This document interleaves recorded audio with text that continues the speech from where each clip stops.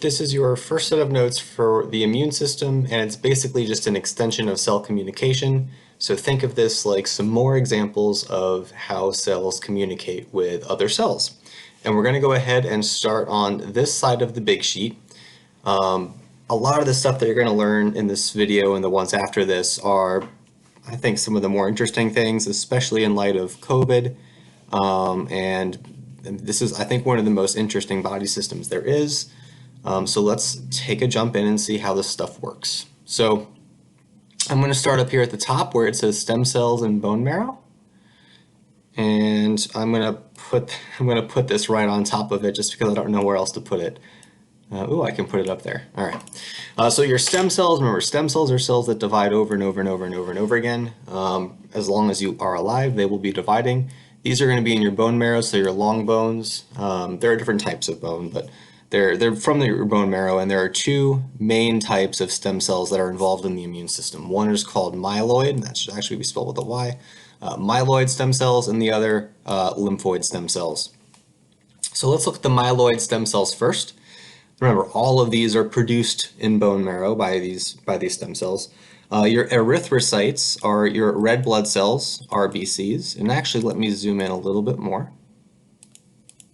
There we go. So your red blood cells are your erythrocytes. Obviously, you're going to have platelets. These are what clot and plug up holes. Your monocytes, neutrophils, and eosinophils are what we call white blood cells.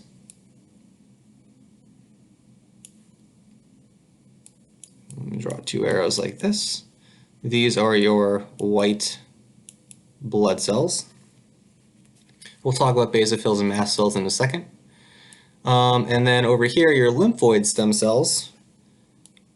Again, we'll differentiate into probably one of the two of the most important types of cells in your immune system, B cells and T cells, which we'll see in a different video. And if you're looking at these little markers, we'll talk about these markers in a different video, but these are just receptor proteins that we'll talk about. So just if you were curious. All right. So in this video, we're going to talk about what's called your innate non-specific line of defense. So before we get into all these different types of cells, the first barrier that viruses and bacteria and other things encounter is actually just your skin. So this is your first line of defense. It's your external barriers. Again, this is just mostly your skin and some other things that are in there. So this line right here is just your skin. There it is. And this opening that I have drawn here is just a generic opening because, I mean, typically your skin will block anything that's trying to attack you. And by the way, things are attacking you all the time because you're made of these nice macromolecules, right? Proteins, lipids, carbohydrates, nucleic acids, that's food, right, for other organisms, and you're full of it. So you're going to be under constant assault from these things your entire life. So this is why the immune system is so important. But usually the skin does the trick. But because we do have these openings, right, you have your mouth, your nose, your eyes, your urinary system, the lower digestive system, etc. There are opportunities for viruses and bacteria to get into your body and bypass your skin, or maybe you just have like a cut or a bruise or something that's an open wound, and they can get in that way too. But these openings, you can go ahead and label these. I'm not going to label them here, but you can put like ears, nose, anus, vagina, mouth, eyes. These are all common openings for things to get into your body. But the point is that your skin is the first barrier. And actually, if you are a burn victim, a lot of burn victims will die due to infection rather than the actual burn itself. And again, that just shows the function of the skin as a natural barrier. I'll say burn victim and then infection. You guys can kind of add the rest in there if you want. And it's not just, the openings and that's it. Oh, well, too bad. There are things in the openings that actually block, viruses and bacteria. So some of these are mucus, right? Mucus is just mostly water, but it has this mucin protein that we've talked about before. And really its function is just to clog up and block entering particles and viruses and stuff and get it trapped, right? Your respiratory system has this, your urinary system has this in the urethra, your digestive system, your reproductive system all have varying levels of mucus, right? There's also cilia, especially like in your respiratory system. Remember, cilia are just little, they're basically just chains of protein, but they are involved in cell movement. They can also collect things, right? And I'll say it catches.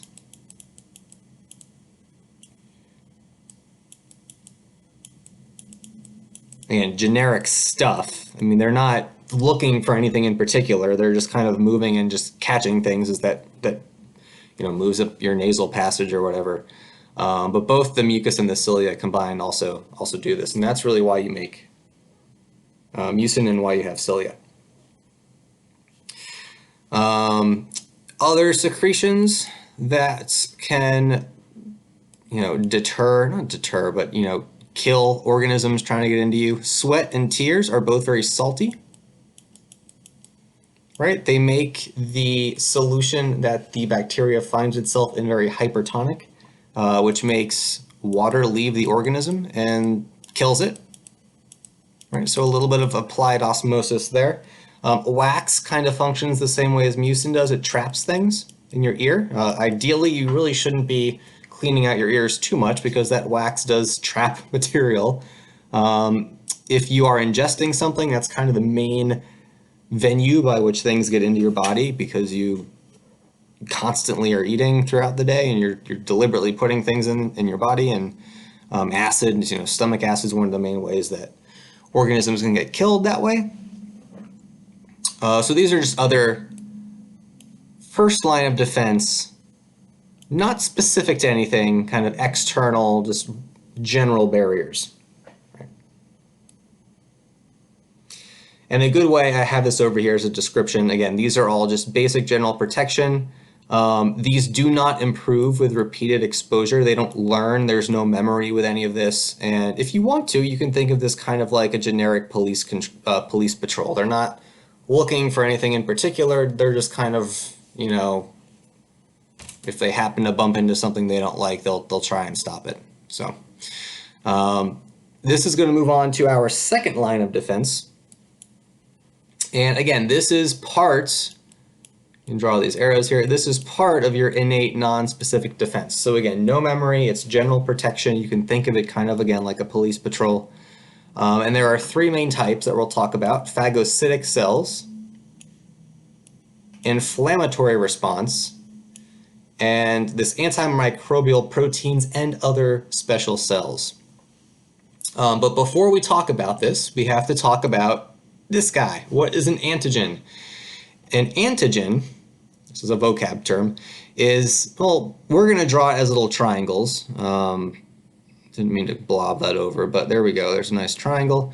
Is anything, any molecule, any chemical group that is foreign to your body. It's not recognized as being part of your body, right? So typically, this will be a protein on a bacteria or on the surface of a virus or something like that, something on the surface of another organism or a virus.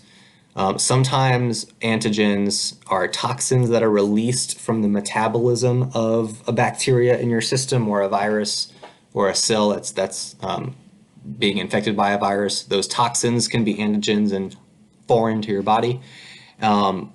Sometimes when you have abnormal cells that are potentially, cancerous, or they're producing something they shouldn't be, those molecules, which we'll see in a second, can also be considered antigens and prompt some kind of cell response. But they're anything that the body does not recognize.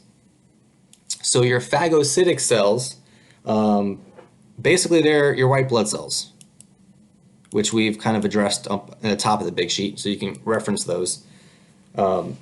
These phagocytic cells are of three types. You have your monocytes, and we'll get down to these in a second.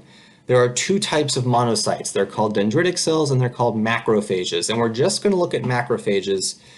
Dendritic cells are very, very similar. The only difference is where they're located. So I'm just going to go ahead and say same task, different location. Dendritic cells are usually like in the surface of your skin, whereas macrophages are more like in your lymph and bloodstream. But they will do the basic, same function as each other. So let's go ahead and look at macrophages then. Macro means big and phage means eater. So these are big cells that are going to endocytose material, right? So here it is, this big massive cell. All right, huge. These are big cells. And what they do is they phagocytize or they engulf bacteria and viruses for the most part. So here is, let's say this is a bacteria, and I'm going to zoom in.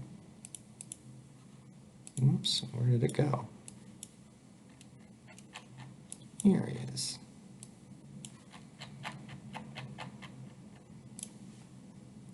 All right, so here's our bacteria. And on the bacteria, we can go ahead and label this. Again, the bacteria have proteins and other molecules on their surface that are unique to them and that are foreign to your body, right? So these little triangles are antigens that I have circled here. And this is going to get phagocytized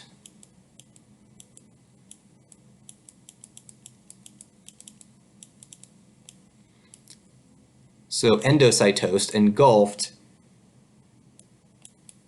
into your macrophage, into a little vacuole. So here's the vacuole, there's your little bacteria with little antigens on it.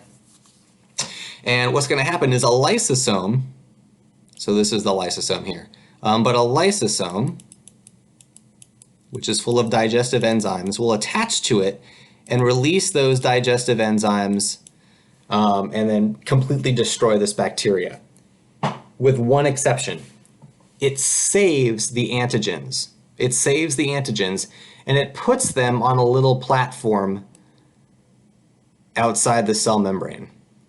So it keeps the antigens and it puts them on a little platform outside the cell membrane. So there's the antigen. And that platform, we won't really pay much attention to it, but it's called MHC2, major histocompatibility 2. Don't worry about that. But basically, this is the same thing as, slaying something and then putting its head on a spike and then parading it around town. Because basically what this cell does is it parades this antigen all around the body and says, hey guys, look what I found. Isn't this foreign object thing cool? Look, I found it, I killed it. Aren't I a good macrophage? And at this point, we call the macrophage an antigen presenting cell, an APC, an antigen presenting cell. All right, so you can go ahead and write the full word out, but APC for short. All right, so that's how macrophages and dendritic cells work. Neutrophils are also white blood cells, but they are much smaller. They're regular sized cells. And these are cells that essentially kamikaze themselves. They're about 60 to 70% of your white blood cells, They do phagocytosis just like your macrophages do.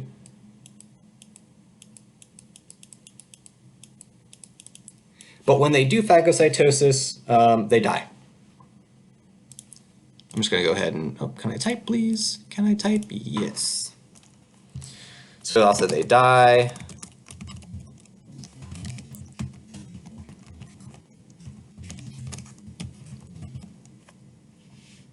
I'll say antigen / bacteria, whatever has the antigen on it. It could be a virus or something else. But basically, this is pus. So whenever you have a pimple or something and you pop it and all that creamy stuff comes out, those are neutrophils. So instead of being all gross, say thanks neutrophils for killing all that bacteria in my you know, in my face.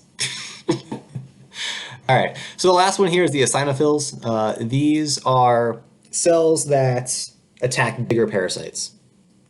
So they're, how does it do this box? Big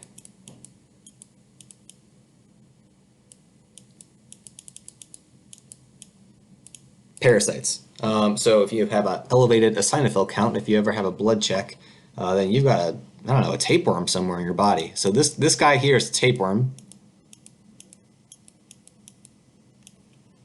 And this is a segmented worm. So let's go ahead and draw the segments. And these cells, obviously they can't engulf the whole tapeworm because the tapeworm is a multi-celled organism and these cells are just single white blood cells. So they actually attach themselves. So these little loops that I'm drawing here are your eosinophils. So they attach themselves to the parasite and they release these digestive enzymes.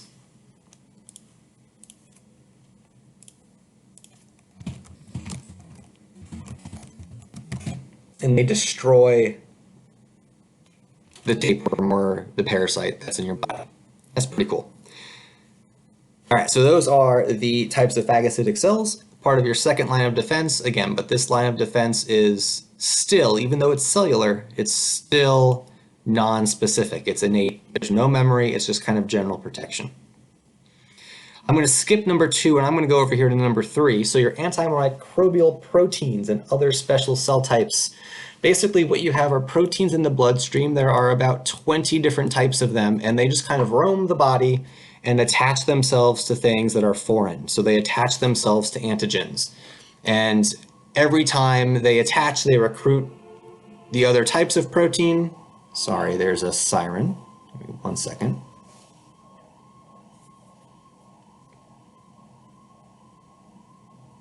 All right, they attach themselves to the antigen and then they recruit other, there's 20 different types, so they recruit a different type of protein that kind of loads up on this antigen, but basically the goal is they smother the antigen with themselves and they basically prevent it from attaching to anything else because they're just smothering it. It's like pile on, right? If you just jump all over the antigen, it can't do anything.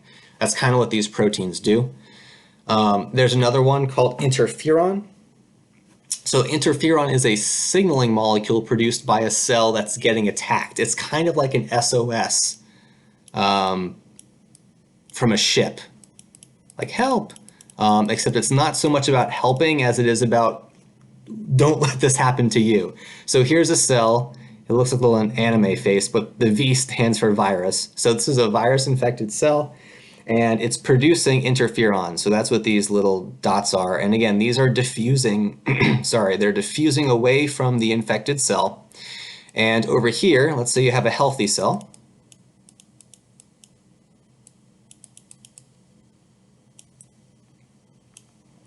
There are receptors on all of your cells that are sensitive to the interferons. So let's just say that an interferon binds to one of these receptors, and this cell is basically given a warning. There's a heads up that, oh, there's a virus out there attacking the cell. Oh, there's cells around me. I need to respond. And basically these interferons result in a, well, this is reception. There's a signal transduction, phosphorylation cascade that results in a transcription factor binding to the DNA in the healthy cell. I'm trying to draw DNA here. It's not working out.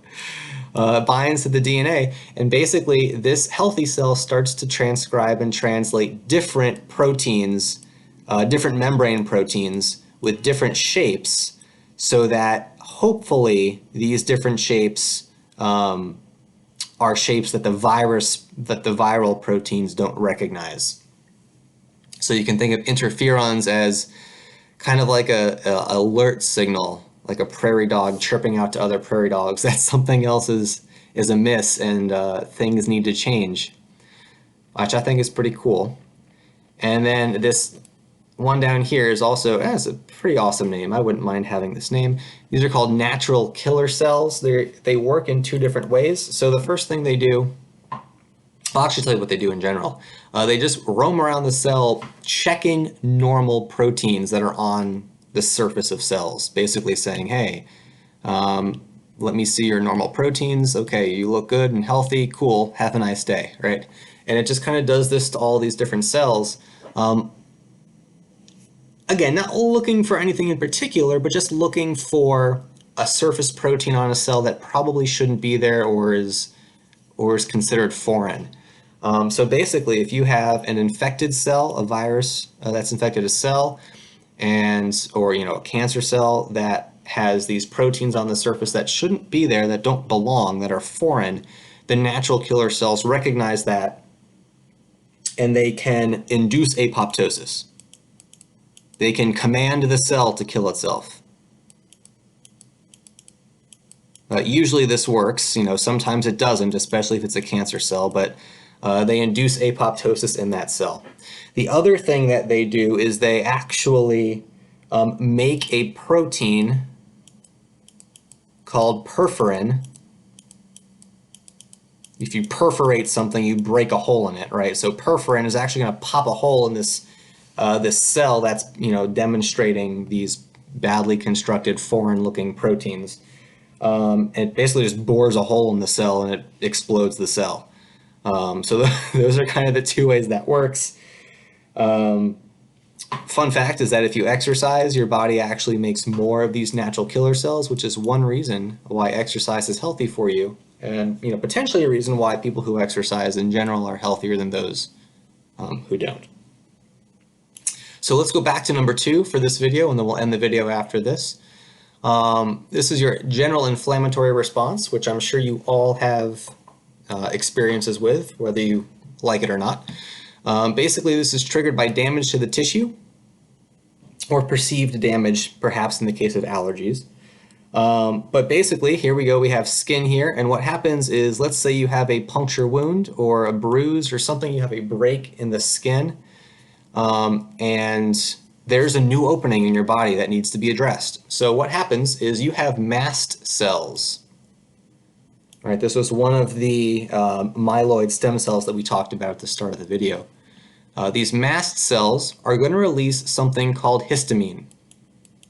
So all these little molecules here, these little dots are histamines. And again, these are diffusing away from the mast cell, away from the source of injury. This is kind of how these other cells know where to go, because they sense this concentration gradient and they move along with it, or they move against it. But these histamines are ligands, right? These are signaling molecules to other cells, right? These are ligands, these histamines. And the result, let's just go ahead and type this, is that they diffuse and attract macrophages.